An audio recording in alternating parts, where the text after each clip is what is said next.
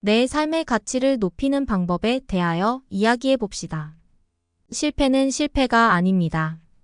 우리 사람은 원래 모두 불완전한 존재입니다. 부족한 것 투성이죠. 마음에 안 드는 점도 참 많아요. 그렇지만 다 괜찮아. 이 정도면 나는 괜찮은 사람이야 라고 자주 자신을 긍정과 격려를 해주세요.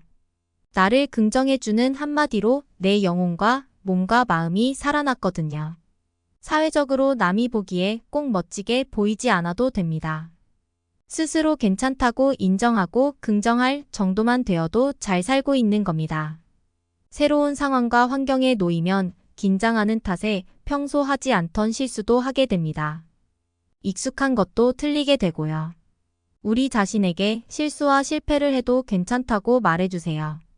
실패가 허용되는 환경에서 배움과 창의성 그리고 혁신과 변화를 기대할 수 있습니다.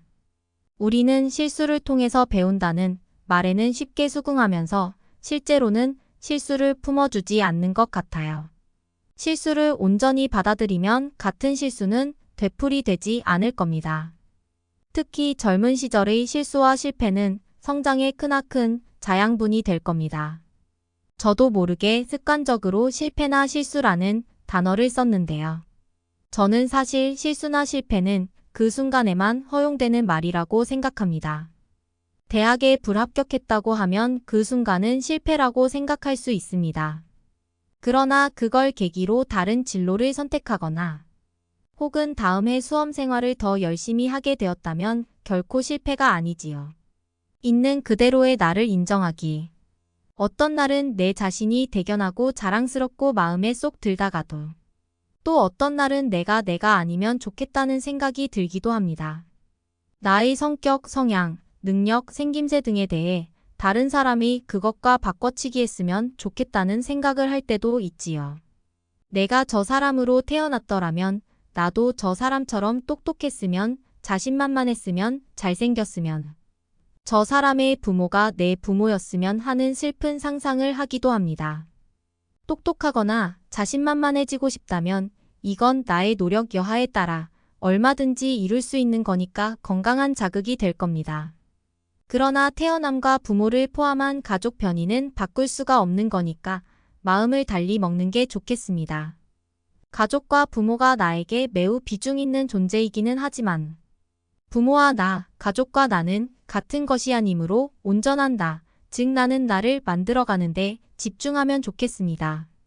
태생적으로든 환경적으로든 지금의 내 모습과 내 주변의 모습에 불만이 있다면 나로부터 시작되는 삶과 이후의 세대는 적어도 내 마음에 흡족하도록 만들면 됩니다. 나로부터 시작되는 나의 이야기는 내가 바꿀 수 있습니다.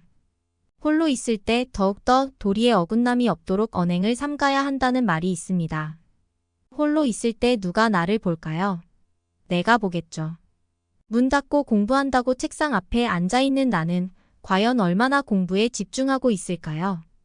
음악 듣고 유튜브도 좀 보다가 인터넷 검색하다가 누가 볼 때는 열심히 일하는 것처럼 보이지만 관리자가 자리를 비우는 순간 바로 딴짓을 하는 경우도 많지요. 누가 보든 보지 않든 정직하게 공부나 일을 한다는 건 철저하게 자기 관리를 한다는 뜻입니다. 말처럼 쉬운 일은 아니에요. 홀로 있을 때 마치 남이 나를 지켜보고 있는 것처럼 행동하기란 여간 어려운 일이 아니지요. 그런데 참 희한하지요. 남의 눈 무서운 줄은 알면서 내가 나를 지켜보고 있는 건 전혀 생각지 않으니까요. 내가 나를 지켜본다는 건 생각할수록 두려운 명제입니다. 남의 눈은 속여도 자신은 못 속입니다. 남들이 모르는 나의 모습을 나는 알고 있습니다. 적어도 스스로에게 부끄럽지 않은 모습으로는 살아야겠지요. 나 자신에게 당당하면 그 누구에게도 당당할 수 있어요. 나 자신에게 좀 더 가까이 두려워 말고 솔직하게 다가가기로 해요. 그리고 나를 믿어봅시다.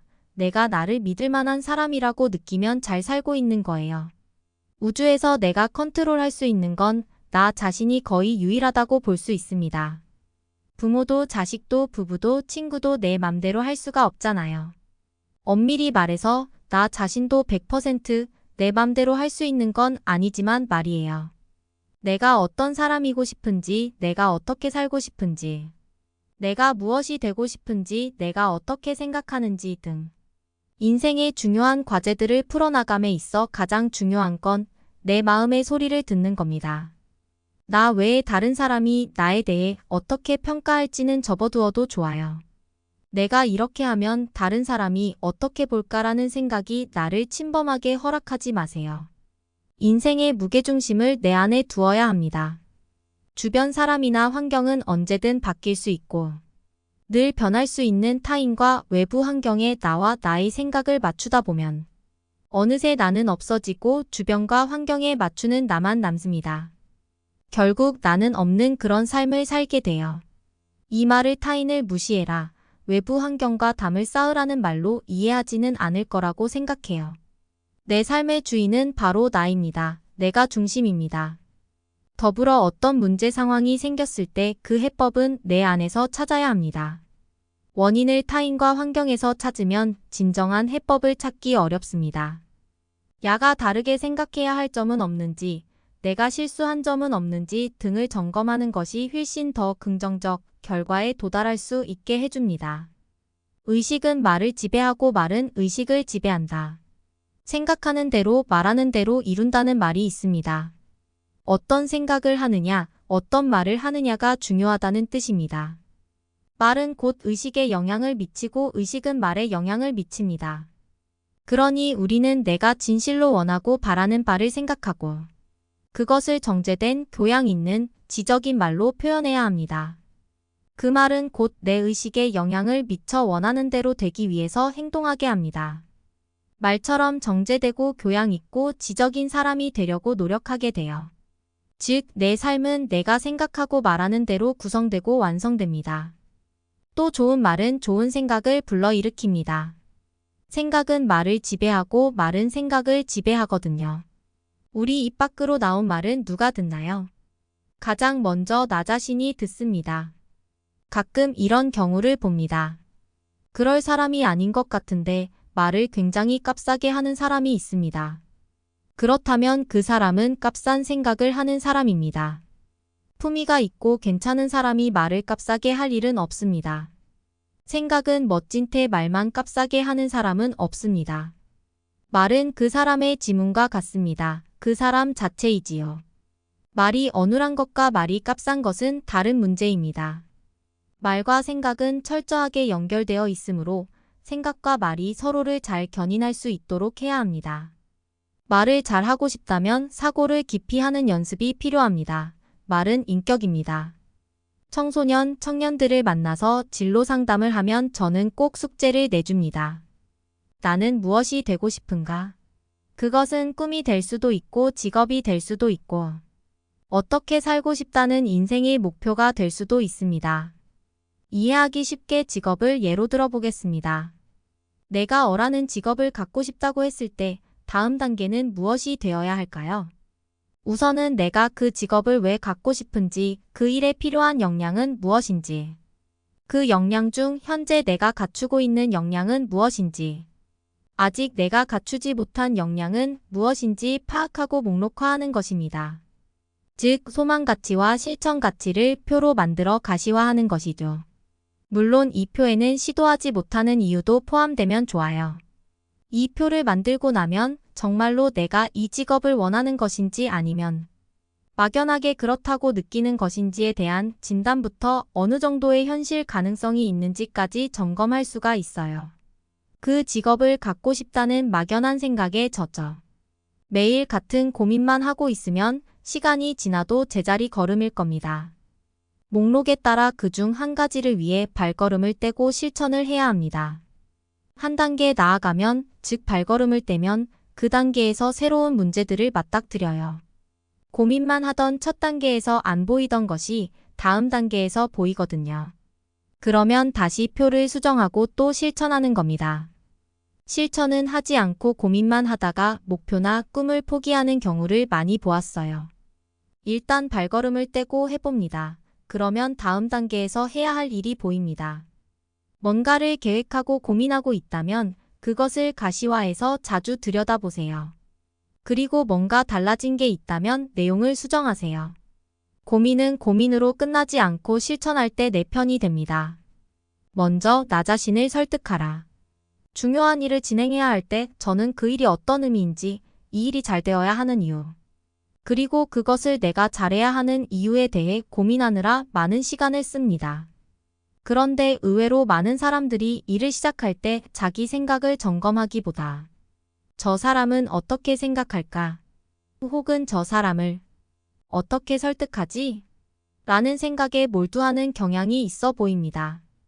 일이 의미하는 바에 집중하기보다 보고를 위한 보고, 보고서를 위한 보고서를 고민하는 모습을 많이 봐왔습니다.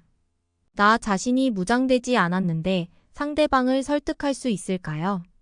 그 일을 해야 할 이유에 대해 완전히 몰입하고 집중하지 않은 사람의 말에 누가 설득이 될까요?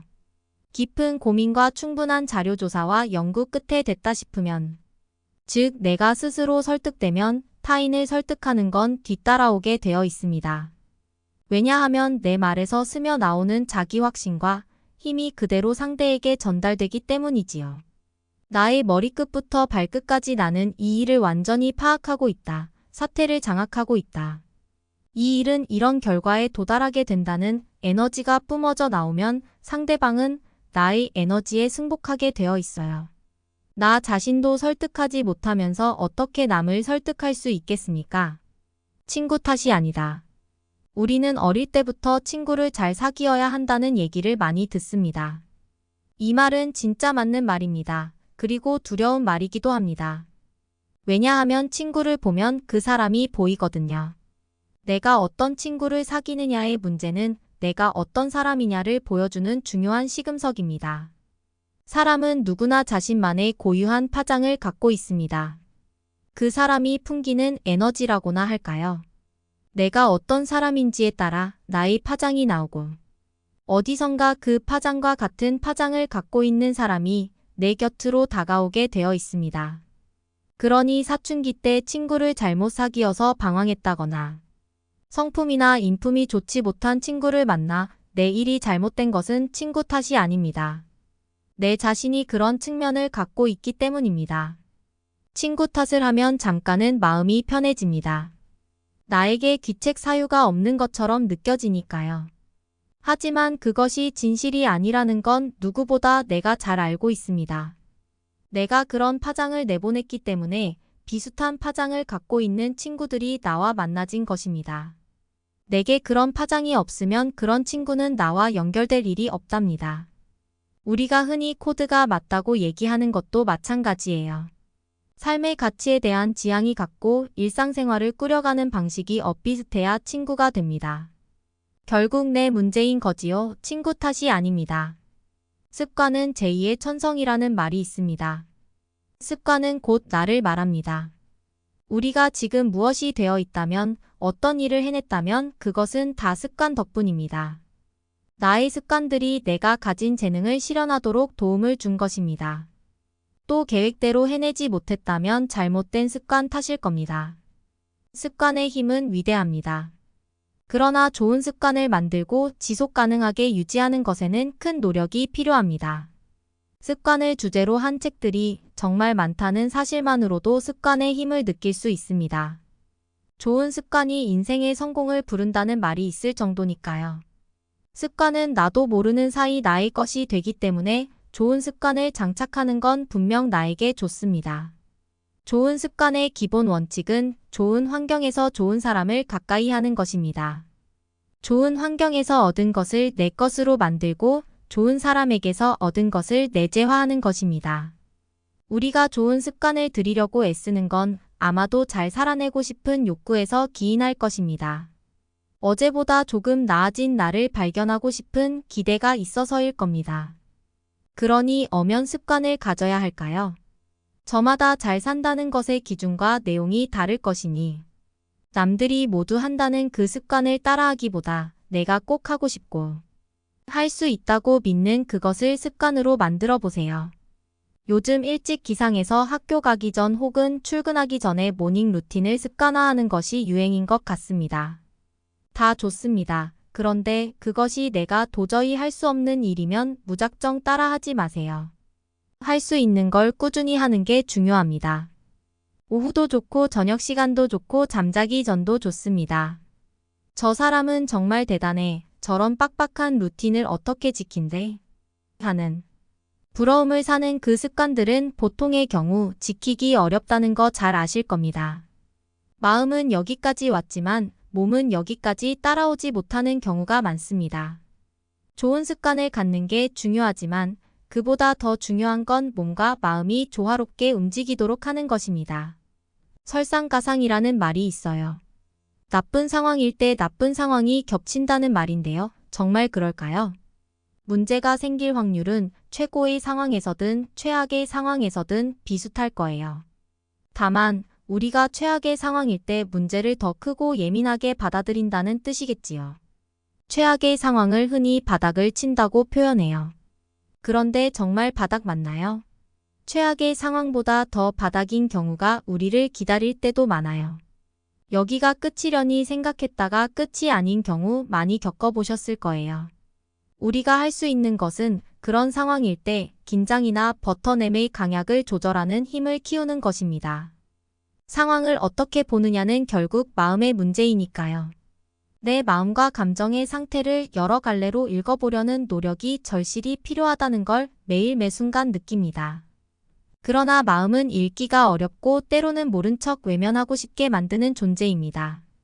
그럼에도 불구하고 나의 약함, 나의 기쁨, 나의 불안, 나의 분노를 마주해야 감정에 휘둘리지 않고 더 강해질 수 있습니다. 심리적 갑옷을 벗자. 우리는 저마다 남에게 들키고 싶지 않은 모습을 갖고 있습니다.